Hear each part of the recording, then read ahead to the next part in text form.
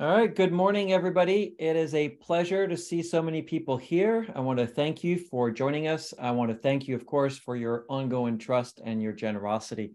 I'm Collomb, the Chief Executive Officer for the Wildlife Conservation Network, and it's a privilege and an honor to share with you some of the things that we are proud of from this year, from years past, and some of the opportunities that we are looking forward to.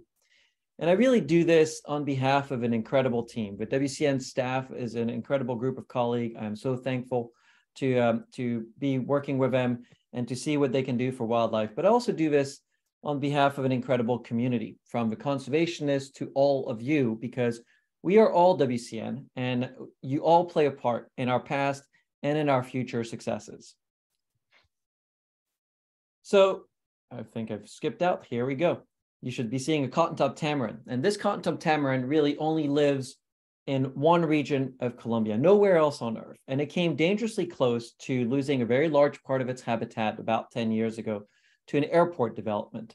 And thanks to the efforts of our partners, Proyecto TT, they were able to stop that development. And 10 years ago as well, the Pedrell colony of penguins in Patagonia, Argentina, had just 12 penguins. And again, thanks to the efforts of our partner, Global Penguin Society, that area is now a protected area boasting of thriving populations of over 8,000 penguins. 10 years ago, poaching for ivory was the #1 threat for Africa's elephants. And today, this is no longer the case. Ivory-driven elephant poaching is down across Africa, and our partners at Save the Elephants and grantees of the Elephant Crisis Fund are hard at work to secure elephant populations against other threats. And it doesn't stop there. While helping these wild animals and the wild places, we can also improve the lives of thousands of people all around the world, because conservation is about people just as much as it is about animals. The kids you are just seeing on this picture are some of 300,000 people who've been provided with educational opportunities through the work of WCN partners. And these successes are yours as much as they are WCN's. And it only scratches the surface of what we have done and what we can do for wildlife and for people together. So our mission is to protect endangered wildlife by supporting conservationists who ensure wildlife and people coexist and thrive. And to achieve that mission, we are guided by core values that touch on everything we do at WCN, and I'll highlight just a few of those values. We focus on impact, using data and facts to inform our decisions, to always learn and improve, to aspire and inspire innovation so that we can have the greatest positive impact on wildlife and people. We honor your trust and investment with financial efficiency and financial transparency. We run lean with an entrepreneur's spirit and appetite for efficiency and for impact. We put 94% of our funds towards our programs. And actually, if you designate your donation to a particular program, such as one of our partners or one of our funds, we guarantee that 100% of that donation goes to that program in the field. And we can do this thanks to many of you who support WCN itself, in addition to your designated contributions. And I hope that you'll keep doing that, because I believe this is a highly leveraged investment. So thank you very much. Collaboration is another value. We believe everyone has something to offer. So we embrace diverse and inclusive approaches to conservation, from donors like all of you on this call, to conservationists and local communities. We believe we succeed through partnership rather than through ownership. We cultivate a community of people working together to save wildlife. We build relationships that are based on mutual trust, respect, and empathy. And these values have guided us for over 20 years, whether you've been a part of WCN since we started or just joined us a few years ago or this year. We are deeply, deeply grateful for everything you have done that has contributed to the successes we've had, allowed us to overcome challenges, helped us get on this path where we continue to have more impact, reaching more people and protecting more animals. Overall, we believe in investing in and supporting conservation entrepreneurs so that they can achieve their missions better and faster. And we do this through 3 core conservation strategies. We invest in local conservation organizations whom we invite to join our partners network. We invest in rising wildlife leaders who are local conservationists early to midpoint in their career. And when appropriate, we leverage the collective impact of multiple conservation projects to reverse the decline of a species in crisis through our wildlife funds. And throughout all this, we provide platforms such as the Expo or these kinds of virtual engagements to engage and convene all of you so that we can come together as a community to support wildlife conservation.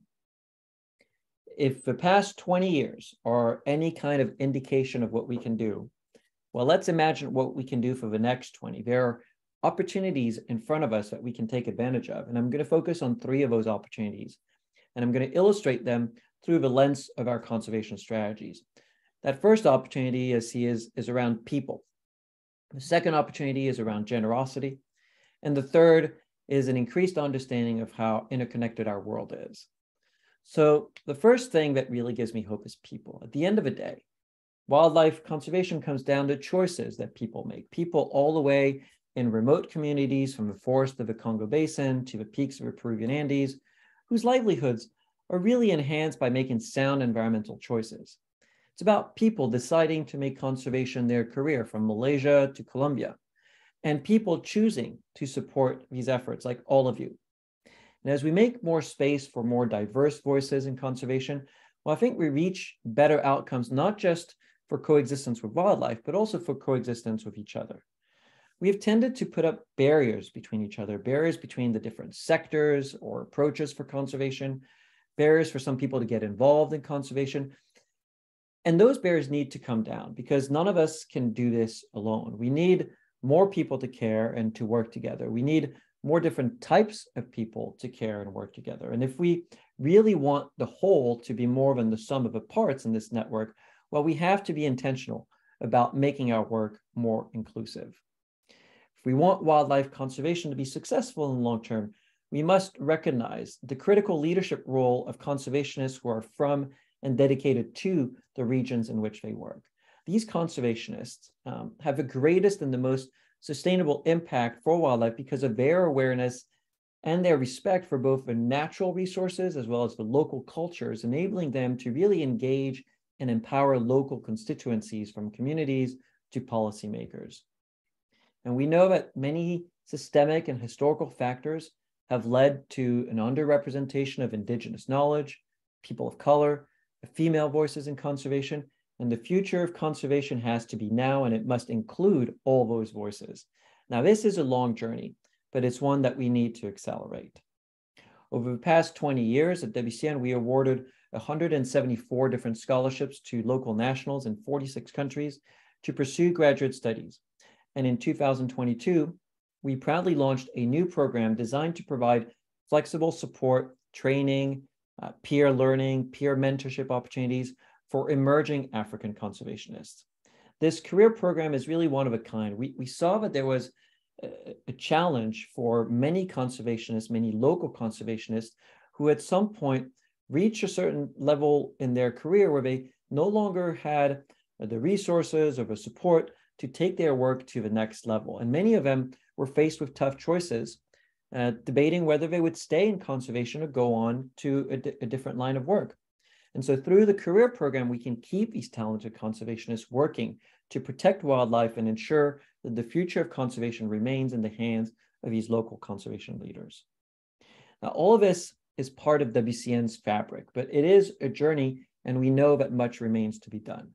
At our core, we really sought locally based organizations for our partners network, organizations who are committed to a community-based and increasingly to a community-led approach to conservation, because their decisions are at the tip of the impact point. And so we've supported conservationists to foster local ambassadors and change agents and the next generation of their leadership. We really find and we vet the best local entrepreneurial conservation organizations who deploy the most effective solutions to save wildlife. And these organizations form our network of conservation partners. We provide them with support and connections to bring their solutions to life. This year, in 2022, we were proud to welcome 5 new partners, expanding our impacts to birds, apes, and the oceans. The Macaw Recovery Network, protecting the critically endangered great green macaw and other species in biodiverse Costa Rica. The Rwanda Wildlife Conservation Association, empowering Rwandans to care and protect for the endangered gray-crowned cranes. Conservation through public health, with securing a future for mountain gorillas in Uganda. And sticking with apes, Hutan and Sabah, Malaysia, playing a critical role for the conservation of orangutans and other wildlife in their landscapes. And finally, also in Malaysia, but out on the ocean, Marisat, focused on marine mammals such as dolphin and whales along their coastlines. So our Conservation Partners Network now includes 22 conservation organizations, and we aim to grow that substantially over the years. And what's incredible is that as we have grown the network of partners, you have all responded present to grow the pie with generosity, which is the other opportunity that gives us hope.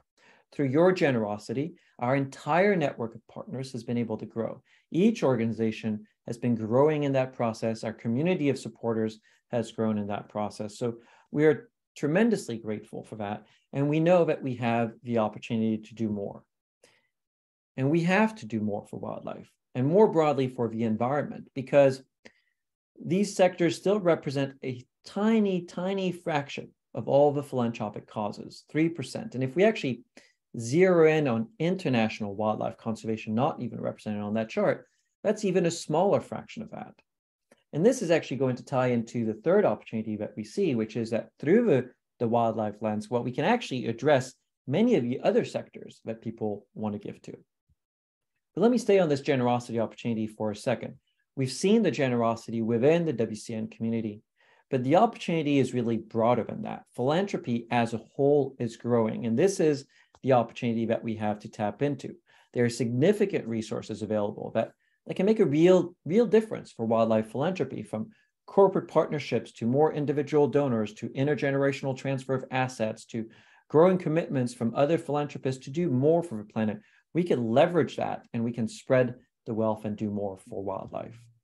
And in that context of increased generosity, while the WCN model of efficient regranting is extremely relevant and an incredible service to donors, because our team does the heavy lifting to identify and to vet strong conservation organizations, or in the case of wildlife funds, strong conservation projects across a much larger geographical range. So these wildlife funds, which include elephants, lions, pangolins, rhinos, and in a slightly different twist on connectivity, pumas in California. Well, these wildlife funds are a great example because they amplify donor support by combining contributions, allowing for the biggest impact possible. $66 million have been deployed since inception to 179 different organizations, able to kickstart new approaches or bolster tried and true conservation approaches in over 50 countries. Now, the third opportunity that we see is that we better understand how interconnected the problems are, and therefore, we're better able to implement and design solutions that cut across these sectors. To put it simply, wildlife conservation is an everything issue. It extends beyond animals, it extends beyond ecology, and it addresses interrelated social, political, economic problems. And if you go on our website, you could actually search for some of these cross-sectoral solutions. You'll see which partners are working through which kind of different solutions. Because conservationists do so much more than protecting a species. They are considering impacts across the landscapes or the seascapes of these animals. They're restoring habitats. They're ensuring connectivity with wildlife corridors. They're addressing human health, economic opportunities, social justice. They're helping communities mitigate or adapt to climate change. And this really all comes to life when we look at the impacts that we have had together. And I want to be really clear that every impact that we have is an impact that we have together, because we do this thanks to your trust, your generosity, your support, and your partnership. So all of these impacts are ours, and we're deeply thankful. So let's look at what some of these impacts are. Because as much as we really care about saving this lion in Samburu in Kenya, or that spectacled bear population in Peru, or the Ethiopian wolf population or species, as a whole, where we really, really care about securing their place in our interconnected world. We care about a healthy planet. And these site-based local conservation projects are key because they form the building blocks for all the other complementary approaches that tie on to that, from reducing poverty, to addressing climate change, to educating children, to saving our planet's last spectacular wild landscapes and seascapes. Several of our partners, such as the Macaw Recovery Network, Proyecto TT, a number of grantees through wildlife funds, or Spectacle Bear Conservation, have been able to purchase parcels of private land that will be permanently protected as critical habitat or restored, and play an important role with wildlife corridors or ensuring habitat connectivity. The California Wildlife Program is actually really leaning into these cross-sectoral approaches, supporting projects such as the Alliance for Housing and Climate Solutions, a coalition that was launched actually in 2021 with funding from WCN's California Wildlife Program to address California's severe housing shortage and meet some of our critical climate goals through policy work to address the impacts of climate change, help all Californians find safe and affordable housing, create resilient communities, and protect natural and working lands, and really bring in a number of groups who typically didn't talk to each other, let alone work together, and try to work through some of these issues and find commonalities. In Africa, in under 6 years, the Lion Recovery Fund has issued grants in approximately 43% of lion range.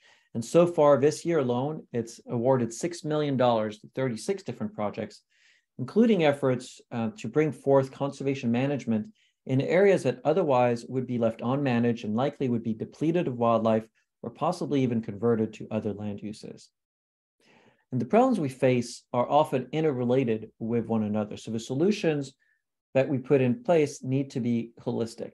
We can't be siloed. We have to approach wildlife conservation from multiple angles. And so WCN finds organizations who deeply understand this, who listen to the people in the front lines, and we support these conservationists. And so even if a project or whole organization is articulated around a single species, if that project is effective, it's because it has tapped into the connections of what really is required for the ecosystem to be healthy, for healthy relationships between people and nature. This may be taken what's called a One Health approach, for instance, which is one of the main driving programs through our newest partner, Conservation Through Public Health, but it has also been implemented through some of our older partners like the Andean Cat Alliance or the Ethiopian Wolf Conservation Program, or connecting to landscape level work with functioning ecosystem services locally, such as replanting forests, or globally, such as reduced carbon emissions. And given the very real risks of habitat loss worldwide, every square mile that our partners or our grantees protect, that we protect together across forest, across savannas and our ocean, well, that's an opportunity to prevent carbon emissions and secure functioning ecosystem services that benefit people living in those landscapes and seascapes and people far beyond, such as all of us. And that contributes to the objective of protecting 30% of the planet by 2030. The Pangolin Crisis Fund has now become the single largest pangolin-focused granting mechanism, deploying this year alone $1 million to multiple projects. But it actually benefits many more species than just pangolins, because it often enables us to tackle wildlife crime, and the syndicates involved in this are also dealing with ivory, rhino horns, other illegal commodities such as drugs or weapons. We're also able to leverage other conservation efforts. For example, with a first of its kind pangolin conservation project taking place in a tiger and in a rhino sanctuary in Nepal, adding a component focused to protect the critically endangered Chinese pangolin. So let's look ahead at what is to come. Thanks to you and the conservationists who work with us, we are really well poised to continue to extend our impact, reaching more wildlife, more people, and more places. Through our Rising Wildlife Leader strategy, we'll continue to invest in the emerging generation of local conservation leaders. Within our scholarship program, we're adding a component focused on supporting U.S. indigenous peoples here in the United States. In our career program, we have just finished selecting the second cohort of 6 African conservationists, and we're looking at other kinds of partnership to deepen this impact and make conservation more diverse, more inclusive, and preparing succession. For those of you who were able to join our 20th anniversary celebration in San Francisco, well, you saw that the network of conservation partners is growing, and we're going to continue to do so, vetting organizations, working on diverse species all across the globe. So don't take this as a commitment, but just as a glimpse of the kind of possibilities of what's on our radar. We're looking at Asian elephants, spider monkeys, bats, corals, no commitments at all. As I said, just the kind of species that we are looking at. And we're going to continue to grow our community with virtual events, some in-person events, possibly even some events outside of the Bay Area. So we invite you to get involved. We invite you to share the word with friends and families, sign up for our newsletters, attend virtual events. Most of them are recorded, so you could go and watch them again. And if you really like something, you could send that to friends and family, people who you know might be interested in supporting the work. We can help you organize fundraisers. We've got resources for that. We can help you explore planned giving opportunities. There's a web page for that on our website. The link could probably be dropped in the chat. You can check it out. You can do some holiday shopping on our website as well. A number of our partners have things to sell, but we also partner with several corporate entities who then donate back a portion of their proceeds. So there's probably a link could be dropped also in the chat to get you there. If you have a question, just call us. We are here to help you. We are here to help connect you to your wildlife interests. So don't be strangers. Drop us an email or give us a call. We really have an incredible opportunity to make a big difference for wildlife, for people, and for our own future. WCN is not a typical conservation organization. We put the conservationists in the field forward. Our model is lean and efficient. It's designed to empower organizations who are on the front lines and to connect them directly to you. We find the best people, the best organizations, the best projects to save wildlife, and we invest our time and resources in them. We connect them to you. We connect them to each other so that we can build them up for success. We leave our ego at the door and we try to bring different groups together focused on impact on the ground for people and for wildlife. And we cannot do this without your trust and your generous support. So I hope you'll continue to invest in WCN itself as well as directly in our partners and our funds, knowing that your investment in wildlife really has ripple effects far beyond it for a healthier and a more just world. It touches the lives of people, of kids, of women who are the backbone of most communities. It gives us all a chance to live in a thriving planet. And I want to end on a note of gratitude. Gratitude to all the conservationists and the communities out there who are doing some of the heaviest lifting. Gratitude to all of my colleagues at WCN, without whom we couldn't do this. And gratitude to all of you for your ongoing trust and generosity. They say that elephants never forget, and neither do we. So on that note, I'm going to wrap up here and we'll open this up for questions. You could put your questions in the chat or in the Q&A. They'll be relayed over to me, and then I will do my best to answer them. I'll move over to a different screen so I can see those questions coming through. Thank you.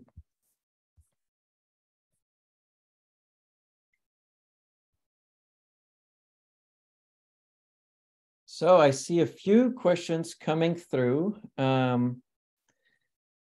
see a question about how does being a part of a network impact an organization? I think there are many different ways that being part of WCN can help an organization. The obvious answer that people might think of is, oh, well, being part of WCN gives access to donors, and WCN provides fiscal sponsorship. So people can make donations in the United States. They end up tax deductible, and we transfer 100% of that to those organizations. And that's great. And that is certainly a huge benefit. Some of the answers that might surprise you more, unless you've had the opportunity to interact with some of our partners, is they benefit tremendously from the human relationships that they build through the network. Human relationships with all of you, the emotional support that you all give them is tremendous, and human relationships with each other. We try to bring these conservationists here. COVID has obviously made that a little harder, but there's a strong community of supporters, a strong community of support among the conservationists. And then we also try to identify how we can help them grow. So we look at opportunities for growth within their organization, whether it's helping them put in place better marketing communications material, or thinking about succession planning, or looking at accounting system. And we work with them to identify resources in order to address those needs. So that's some of the ways in which we impact organizations. What is the most interesting story that we have heard in our partner network this year? Question coming in from Andy. Well, there's been a lot.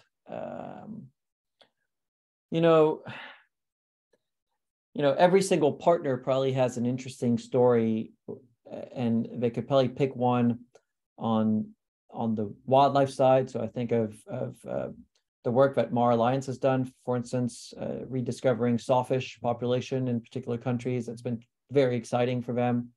Some of that interesting story might also be very much on the human side, and seeing, for instance, we supported a woman in Mozambique through the career program, Dominique Gonçalves, and part of what she's decided to do with the financial support that we provided to her is to pay it forward and to help pay for the studies of somebody even younger than her and earlier in their career, and just in paying it forward. I found that human story really, really inspiring. And then if I think through all the conservationists, I find that there has been an incredible amount of resilience in the face of a strong emotional toll. The past 2 years, I think, have been hard on everyone. And the conservationists have not been sheltered from that. In the midst of facing a global pandemic, seeing some communities on the front line of this and sometimes not having access to the kind of resources that we might have had here, the conservationists also had to deal with the ongoing threats of conservation, and they also had to deal with their own lives and their own families. And so it's been a hard year for them. And yet they've come together, and there's a tremendous amount of respect and appreciation and support within that group of people. I am seeing a question from Michelle about how the Grevy's zebra population is currently doing. Our partners of the Grevy's Zebra Trust and all of the partners actually in Kenya, and especially northern Kenya, have had a really rough time recently. The rains have come really late, which is a more optimistic way to say that there has been a very long drought, and it has seriously affected the quality of the grass and made it very difficult for pastoralist communities and for the wildlife. Grevy's Zebra Trust has been on the front line of that. They've been trying to intervene to provide trough for food and water. Things are looking better now. But I think these effects can last a while. And for any of the very specific questions, I always encourage people also to just reach out directly to our partners. And if you don't know how, let us know, and we'll be happy to put you in touch directly with conservationists. That's one of the characteristics that we are really proud of. I see another question about, are there any areas where you're seeing improvements in human-elephant conflict? Most of what I hear about this crisis makes me feel hopeless, so there can be a sustained resolution. So that's a very interesting question. And I am full of hope, actually.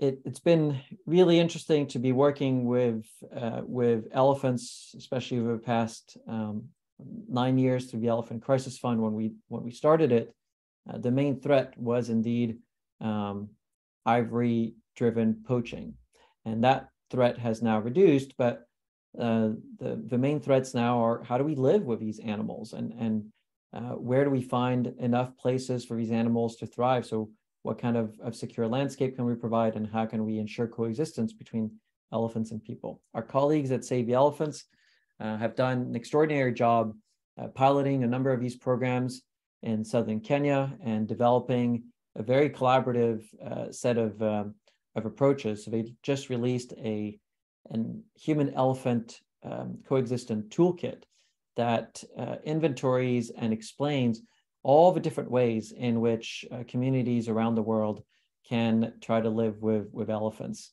And through the Elephant Crisis Fund, we're able to provide funding to implement some of these practices. And we are seeing some successes. It is going to be a long haul, but I am actually more hopeful than I am pessimistic. And I would encourage you to go ahead and check out the websites of Save the Elephants or the website of the Elephant Crisis Fund. And we can make also there's some webinars that are available, so you could look on our YouTube channel and get some updates directly from those people. And I think you'll be left a bit more hopeful. I am going to move down to a question from Mohammed about what is the best way to integrate local populations into your protection and conservation initiative. I'm going to actually follow up. I think there's another question from Mohammed about to reduce the pressure on this fauna. What are the support measures that your organization can offer for the benefit of local populations? So at the Wildlife Conservation Network, we are not operating any of our programs directly on the ground. We rely on our field partners to do so because we believe that those organizations are really the first point of contact. They are locally based. They implement conservation strategies in partnerships with local communities. And so it's really through the work of any of our partners, would it be, Painted Dog Conservation in Zimbabwe, or the Macaw Recovery Network in Costa Rica, or Conservation Through Public Health in Uganda.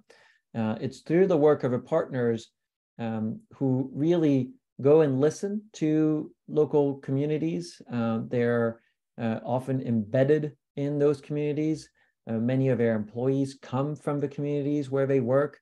And so that's a really important part of how we work. It's really hard for us based in San Francisco, or wherever we are, to make decisions for people who are thousands of miles away. So our strategy is to find locally based organizations, vet them, and then partner with them, and then provide support so that those organizations on the ground can partner directly with the populations.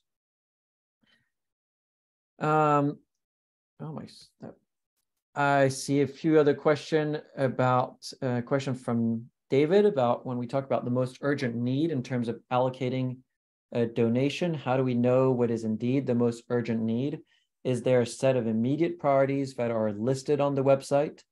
There are some needs that you can find on the website. The best thing really is to connect directly with conservationists if you already have those connections, or to reach out to us. Those needs really fluctuate. It depends on how a particular conservationist is doing at the moment in terms of their access to funding, and it depends on the situation on the ground. So a drought might appear, a particular flare-up might appear, and so those needs are very dynamic, and we're in touch directly with conservationists so we can relay that information over to you, or we are very happy to also put you in touch directly with conservationists, and you can get the information straight from them. We are constantly looking at these, so when you donate to WCN, if we can make some of those decisions, you could say, look, I just want that money to go to the programs that are most in need, and we'll determine where that is. And if you want to have more of a say, you can certainly give us a call or engage with us by email, and we'll be happy to provide that information. Question about what the 2023 budget is and how much has WCN grown in 20 years. That's a fascinating question. So we have come a long way in the past 20 years. When we started, I think in the first few years of WCN, 2002, we probably raised and deployed about $350,000. We probably had a team of 3 people, and we had 6 partners. We are now looking at having 22 partners, plus approximately 5 wildlife funds with hundreds of grantees, plus hundreds of scholarship recipients, and we've been able to raise and deploy over $40 million. Well, probably we're not yet at the point in the year for 2022, but I assume that we'll raise and deploy $40 million in 2022, and we're hopeful that we could do the same and more in 2023. So we're setting pretty aggressive targets. The idea would be to raise and deploy probably between $45 and $50 million in 2023. Our team has grown a lot as well. We now have a team of 35 people who are doing all of this vetting work, who are processing all of the incoming funds, who are administering all the grants that go out to the conservationists. We want to make sure that we have impeccable financial integrity. And so we really try to pay attention to how we do and conduct our business. And that kind of growth has been humbling and inspiring, and all thanks to your trust and generosity. So we're really deeply thankful for that. It's also been supported by being able to grow the network, increase the kinds of conservation organizations that we've brought on. It might seem a little scary and contrarian to think, oh, well, the more organizations we bring on, maybe the pie is going to get smaller and smaller slices. That really hasn't been our experience, though we're mindful of that, and we try to pace the growth. But we've seen that donors have responded present. So when we've added more organizations, we've also been able to increase the number of donors we've reached, because conservation organizations also come with a few people. And so maybe the Gray Crown Cranes folks who joined us this year may introduce some of the people who have been supporting them for years to our community, and they'll discover that, oh, well, they also want to support another species somewhere else.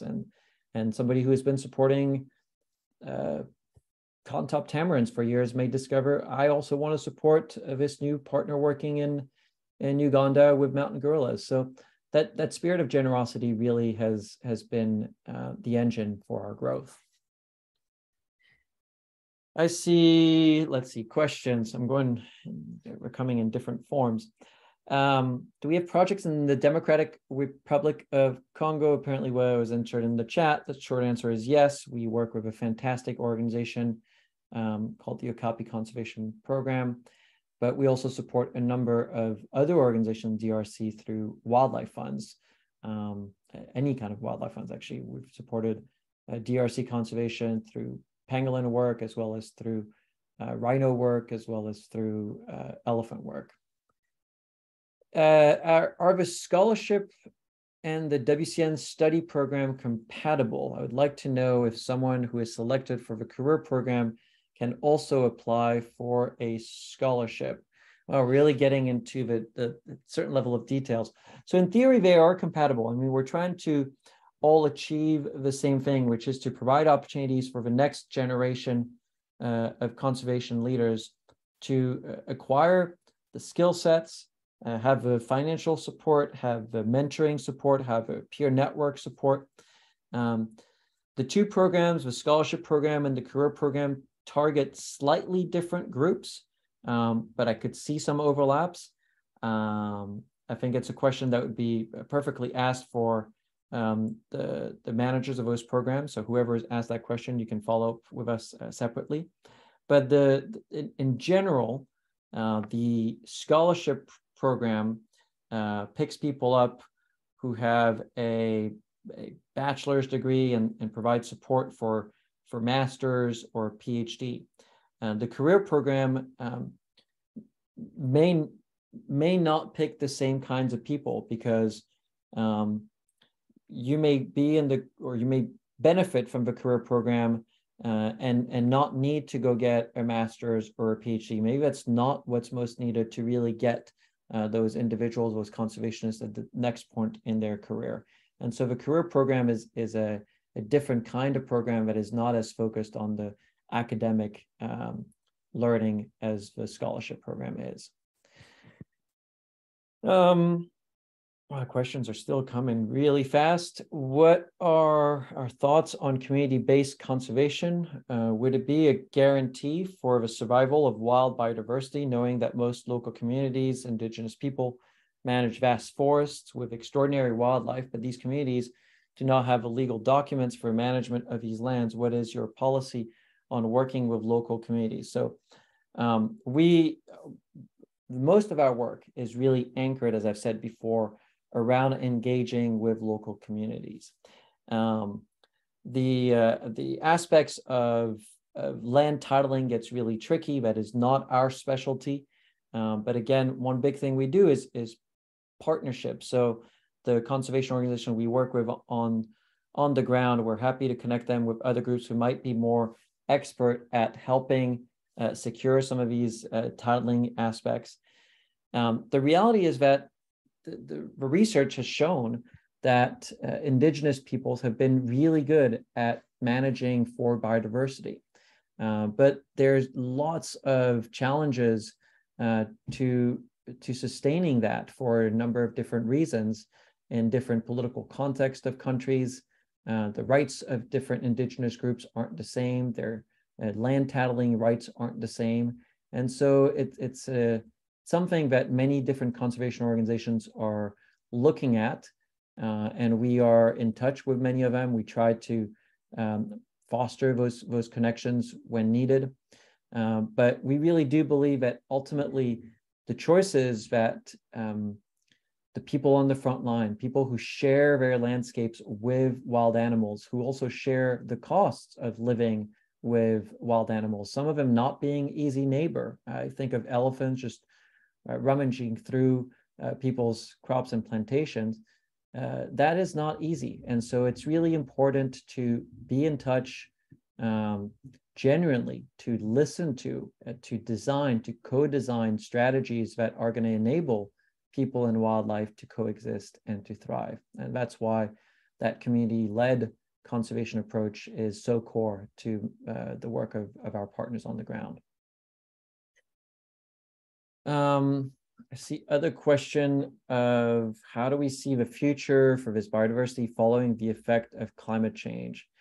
Well, that's a heavy question. I'm an optimist. I really do believe that we are resilient. We will find ways. It may not look exactly the same way that it looks like today, but I think people are trying their best to adapt, and it isn't just in the hands of local communities and local conservation groups. They're holding the line, but they also need all of us to put the right kind of pressure on politicians, on the corporations. We can make choices in terms of what we buy, how we behave. So this is something that involves all of us.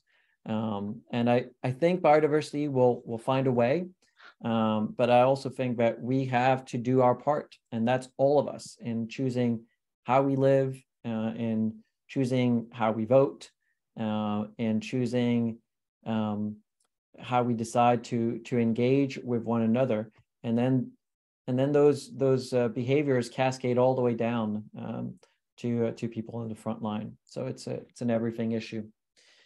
What has brought us the most hope for conservation?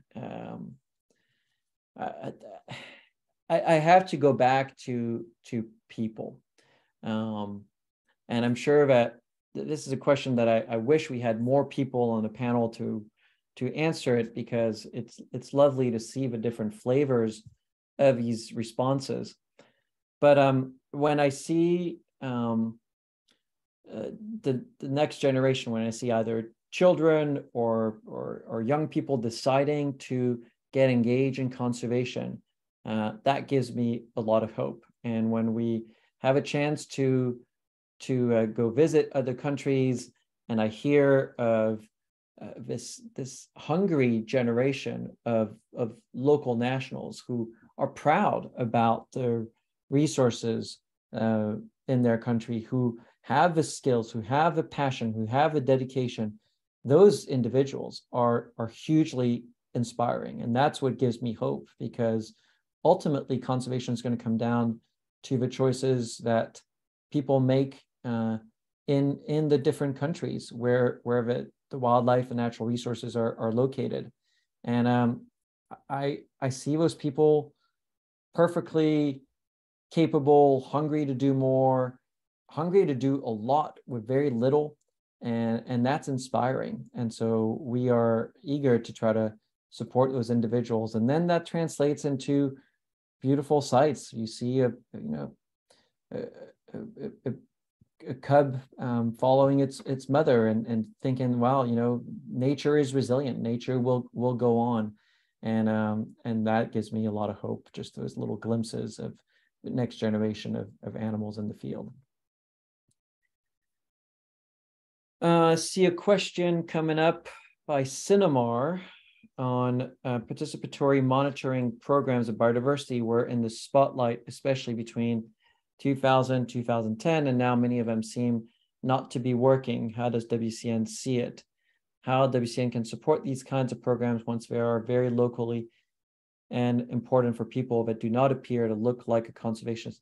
Well, actually, I think a lot of these programs are still going on, and there's a fair amount of citizen science that happens. A number of our conservation partners work hand in hand with local communities as well as local nationals, maybe even in urban centers, to engage them in conservation. So earlier, I think we were talking about the Grevy's Zebra Trust. They've conducted national censuses relying on people in Kenya going out taking pictures. I think that happens also at in a number of different organizations at different scales. It doesn't always have to be a national census, but I think there's a fair amount of citizen science happening around the world. Even I think of some of our career participant, Aristide Kumla is helping protect manatees in Cameroon. He's developed an app to help fishermen kind of keep track of different species. That app actually has been so successful, he's been asked to help other countries adopt it for other species. So technology has also really helped foster more support for these participatory monitoring programs that are happening. I see some questions now coming in about if a donor wants to help but doesn't know who to donate to, how can WCN help with that tough decision? I think I've answered that partially before.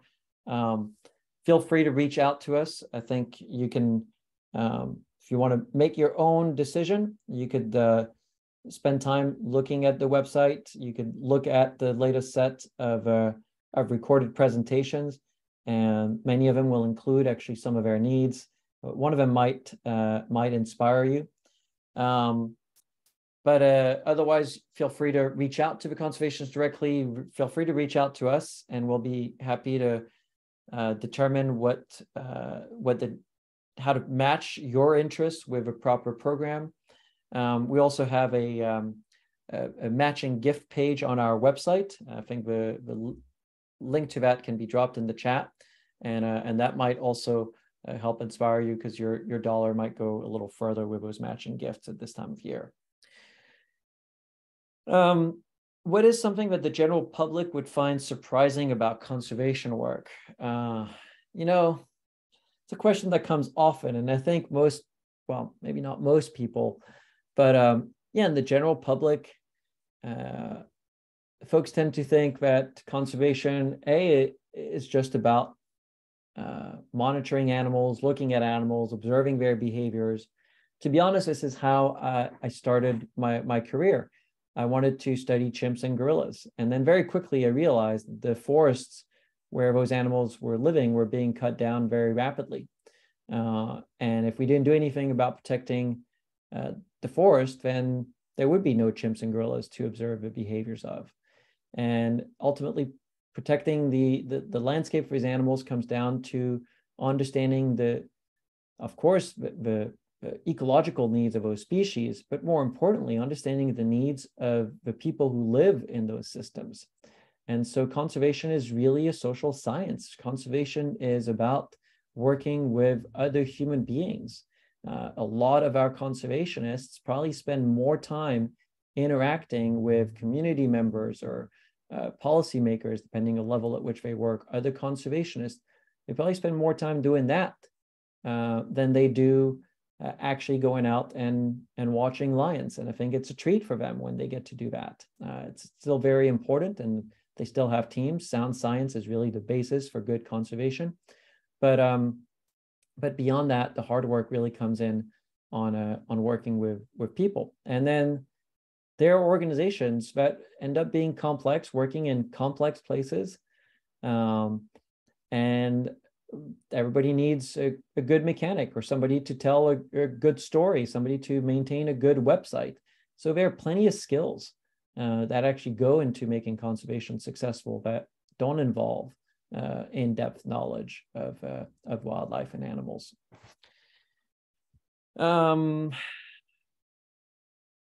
How people can invite other supporters in? I think that's a fantastic question, and it's something that we encourage you all to do in whatever ways you can. When we have held in-person expo, we've often asked, how many of you have come here because of a friend invited you to come, and next year you should bring a friend. And so that's what we should do. We should not be afraid to share our passion for wildlife with other people. If you hear somebody else who likes wildlife, engage them. I mean, that's one thing in common, and then tell them about the great work of WCN partners. I think we can all benefit from a healthier planet. It's gonna help us lead more fulfilled lives. They're a pretty easy way to get exposed to this kind of work. We've pivoted over the past 2 years to virtual remote engagements. We've got an incredible amount of wonderful presentations from the conservationists, and they're free. So if you know somebody who particularly likes lions, or particularly likes Ethiopian wolves, or likes Saiga antelope, or doesn't know what they like and they want to be surprised, then we'll send them a video about Saiga antelopes. But those resources are there, they're free. It takes anywhere from 15 minutes to 30 minutes to watch one. And if they like what they see, then they can come back and get engaged. So really do not hesitate to share the resources so that we can get more people engaged with conservation.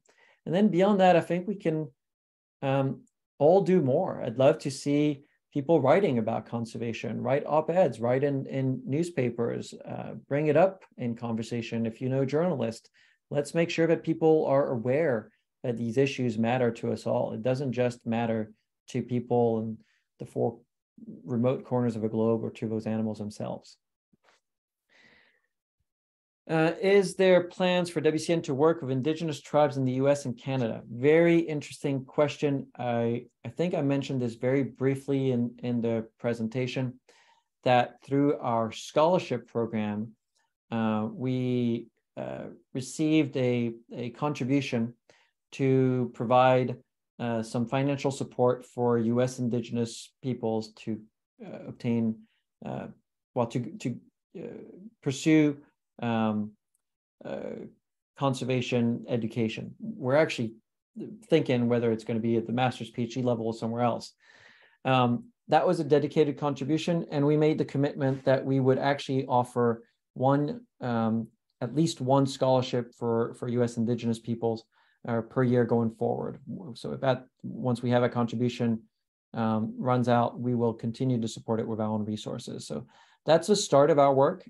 We know it's a very complex landscape. There are a number of other organizations involved, so we want to be very respectful. We want to learn. We want to understand how we can help, how we can add value, not replicate what others are already doing. So we want to be additive, and we will take it slow, but that is our first kind of dip into that space, and we look forward to learning and then doing more over time. I am mindful of time, so I'll probably take one or two last question. How do we assess the integration of governments and civil society in Africa in our protection and conservation strategy? That's a pretty complicated question for an organization like ours, because we don't have a set of policy work. It's not our conservation strategy. Really, it is the conservation strategies of those local organizations that we support. So when we decide which organization we we'll invite to join our network of partners, or that we might make a grant to, we do a lot of due diligence, make sure that they have a proper paperwork to be registered as a charity in those organizations. We get feedback from peers. We sometimes ask for letters of endorsement. We understand the context in which they work, whether that particular country is more or less supportive of civil society. So it's a very localized assessment. But ultimately, once we decide that we'll support an organization, then it is up to them, and they are part of that civil society fabric.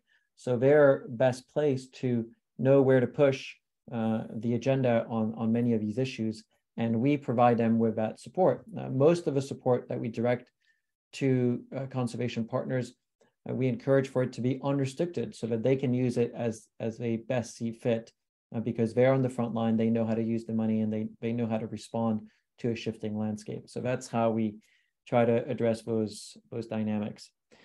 I could see more questions coming through, but I want to be respectful of time. And I really appreciate everybody tuning in this morning, taking the time to join us. Your trust and generosity has been tremendous. It is humbling, it is inspiring, it keeps us going. We are deeply thankful for everything that you do for wildlife. It is only together that we can achieve what we've achieved, and it's only together that we will achieve all of these ambitious plans that we have for the planet. The wildlife and the people really deserve it. So thank you. Have a very, very happy holidays. And feel free to reach out to us if there's anything we can do for you and to connect you to wildlife conservation. Thank you and goodbye.